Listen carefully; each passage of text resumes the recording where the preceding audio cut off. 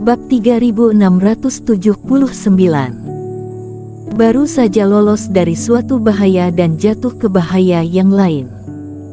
Lancang. Penatua Agung memelototkan mata.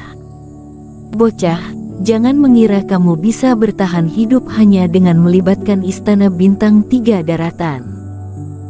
Aku ingin melihat apa lagi yang bisa kamu lakukan.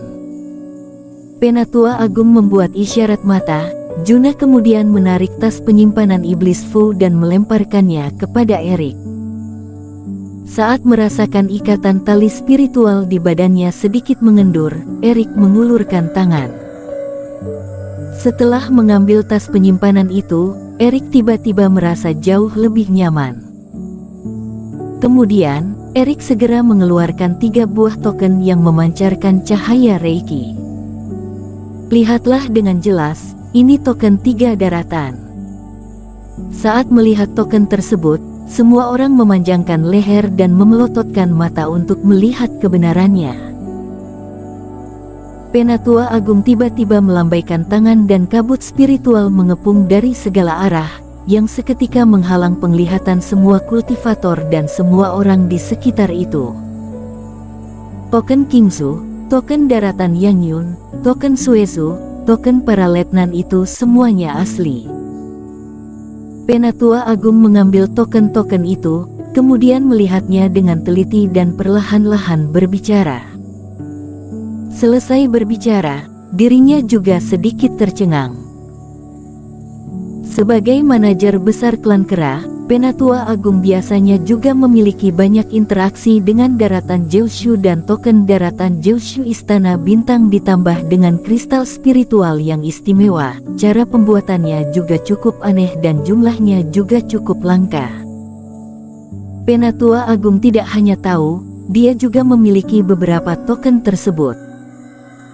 Dinilai dari keistimewaannya, semua benda yang dimiliki Erik itu asli. Daratan Jiushu memiliki total 9 istana bintang dan kamu sendiri mendapatkan token letnan dari 3 daratan. Ditempatkan di daratan Jiushu, itu sudah merupakan keberadaan yang langka. Semua penatua menunjukkan ekspresi kaget. Paman Yuan dan Iblis Fu juga sedikit kebingungan. Mengapa mereka tidak tahu bahwa Erik adalah utusan khusus 3 daratan?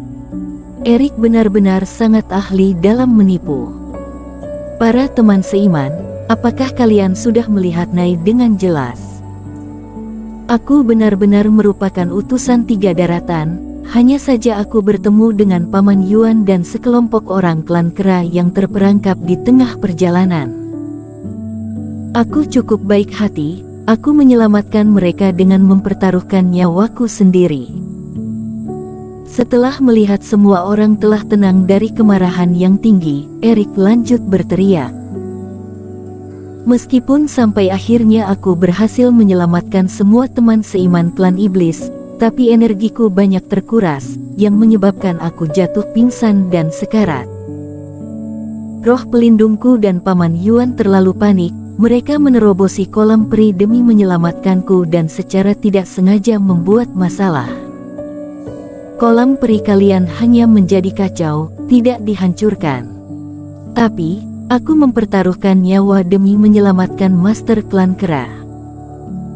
Kalian malah ingin membunuhku dan menghancurkanku hanya karena kami menghabiskan sedikit cairan spiritual kolam peri kalian. Apakah kalian memperlakukan orang yang berbudi pada kalian seperti ini? Apakah kestabilan tanah suci tidak lebih berharga daripada nyawa seorang penatua klan Kera dan belasan master klan iblis kalian? Awalnya, aku mengira kalau klan Kera adil dan menghargai orang yang berbudi pada kalian. Tidak kusangka, aku salah menilai kalian. Di bawah ketenaran, kondisi sesungguhnya tidak setara dengan reputasi yang dimiliki. Berbicara sampai di sini, wajah Erik memerah, seolah-olah hendak marah. Setelah berakting sampai di sini, dia sendiri pun hampir percaya. Semua anggota klan iblis pun menunjukkan ekspresi bengong. Sungguh aneh, Mengapa masalah tentang Erik mengacaukan kolam peri menjadi salah mereka? Jangan beromong kosong, kesampingkan dulu apakah ucapanmu itu benar atau tidak. Apakah kamu hanya mengonsumsi sedikit cairan spiritual kolam peri? Kata Penatua Agung dengan ekspresi dingin. Kamu sudah melahap 1/10 cairan spiritual dari kolam peri ini. Kamu masih bisa bertahan hidup sekarang sudah termasuk sangat bagus, mengapa kamu masih berani berbicara dengan kami? 1/10 cairan spiritual diserap olehku. Erik sendiri juga terkejut, setelah mengingat kembali tingkat kekuatan kolam peri ini, dia tidak mungkin bisa menyerap sebanyak 1/10 meskipun ia meledakkan tubuhnya. Tapi, bagaimanapun juga, aku adalah penyelamat klan kera, kalian tidak seharusnya menghancurkan atau membunuhku, bukan? Ketika melihat semua orang untuk sementara menghilangkan niat untuk membunuhnya dan memiliki kesempatan untuk berbicara, Erik segera mulai membodohi mereka. Pada saat ini, Penatua Agung pun kesulitan dalam menyelesaikan masalah tersebut. Namun, saat dalam kondisi ragu-ragu, sosok Kaisar Iblis Kera sekali lagi muncul di hadapan semua orang. Dia melambaikan tangan, lalu token Erik seketika tidak bisa dikontrol dan jatuh di tangannya. Token Istana Bintang 3 Daratan ini memang asli, tapi karena kami adalah utusan khusus, informasi apa yang ingin mereka bawakan kepada kami? Kata Kaisar Iblis Kera dengan tiba-tiba.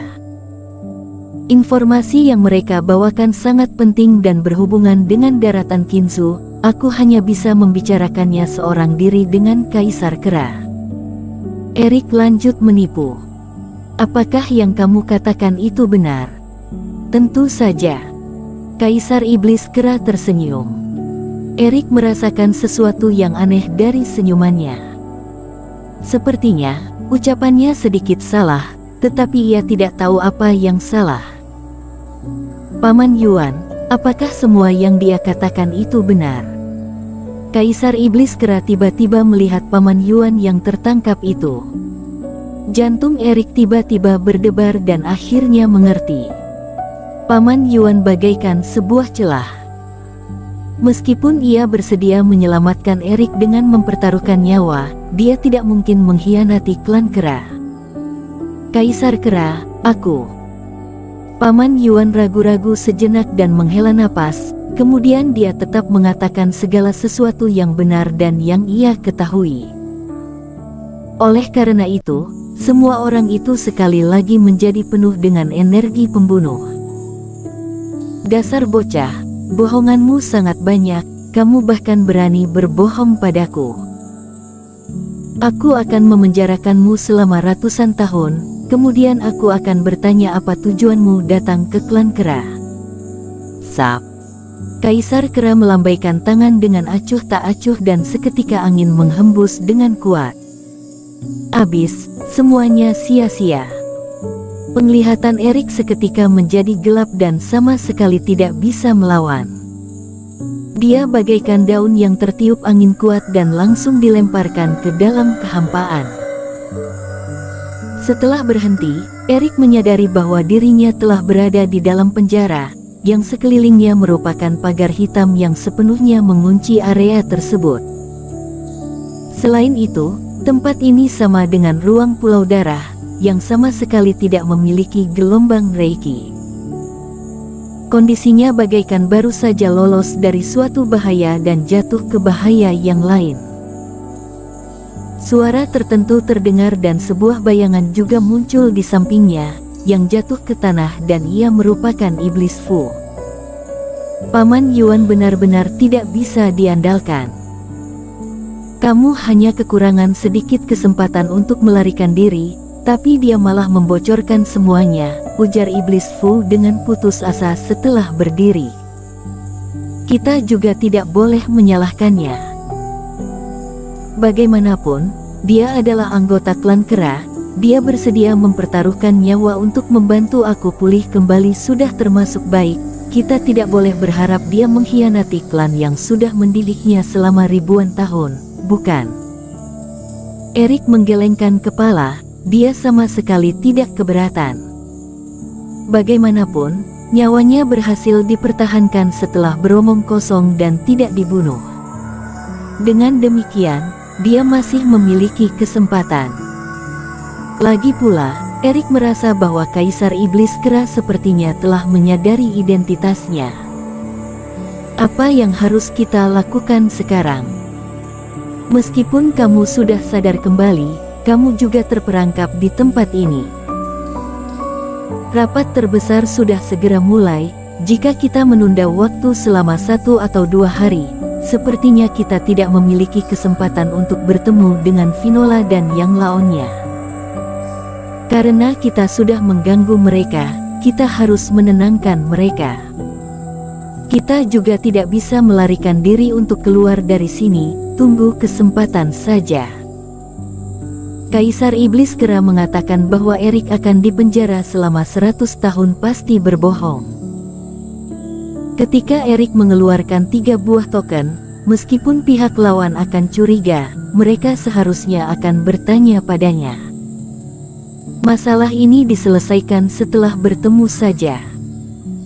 Bagaimanapun, sebelumnya Erik terluka parah dan dia sudah sangat puas karena bisa pulih begitu cepat hingga ke tingkat sekarang ini. Meskipun sekitar ini tidak memiliki reiki langit dan bumi, Kaisar Iblis Kera tidak sepenuhnya menahannya Erik, bahkan meninggalkan sebuah segel yang sudah dilepas sebelumnya. Mungkin Kaisar Iblis Kera sengaja, atau mungkin dia mengabaikan hal ini. Setidaknya, sekarang Erik bisa menggunakan sedikit reiki untuk melakukan beberapa hal. Bersambung.